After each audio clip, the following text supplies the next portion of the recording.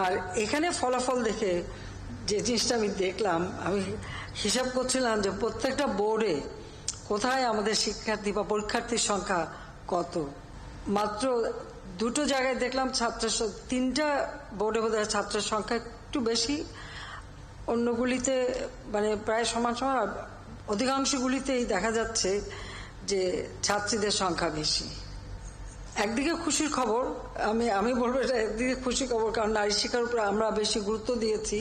আর জাতির পিতা বঙ্গবন্ধু শেখ মুজিব কিন্তু স্বাধীনতার পর তিনি নারী শিক্ষা এসএসসি পর্যন্ত সম্পূর্ণ অবৈতনিক করে দিয়েছিলেন। প্রাথমিক বিদ্যালয়, প্রাথমিক শিক্ষা সম্পূর্ণ অবৈতনিক করে দিয়েছিলেন এবং নারী শিক্ষার উদ্যোগ সেটাকে আমরা অন্তত এসএসসি পর্যন্ত এখন অবৈতনিক আছে, সেটা আমরা করতে পেরেছি। এবারে আমরা দেখতে পাচ্ছি আমাদের 11টি শিক্ষা বোর্ড, মোট পরীক্ষার্থী 20,38,150 জন, ছাত্র সংখ্যা 9,99,364 জন, ছাত্রী সংখ্যা 10,38,786 জন।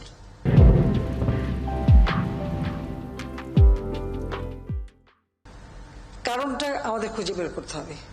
আমার কথা হচ্ছে কেন ছাত্ররা কম। আমি এটুকু বলবো যে এখন থেকে আমাদেরও সেটা উদ্যোগ নিতে হবে যে কি কারণে আমাদের ছাত্ররা কমে যাচ্ছে।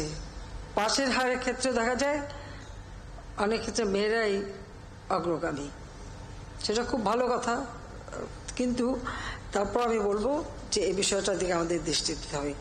আমরা তো ঠিক সঠিক সময় বিনামূল্যে বই দিচ্ছি, আমরা বৃত্তি দিচ্ছি এবং প্রাইমারি থেকে সেই এখন তো উচ্চশিক্ষা পর্যন্ত বৃত্তি আমরা দিয়ে যাচ্ছি, উপবৃত্তি দিচ্ছি। আমাদের ডিজিটাল বাংলাদেশ আমরা গড়ে তুলেছি।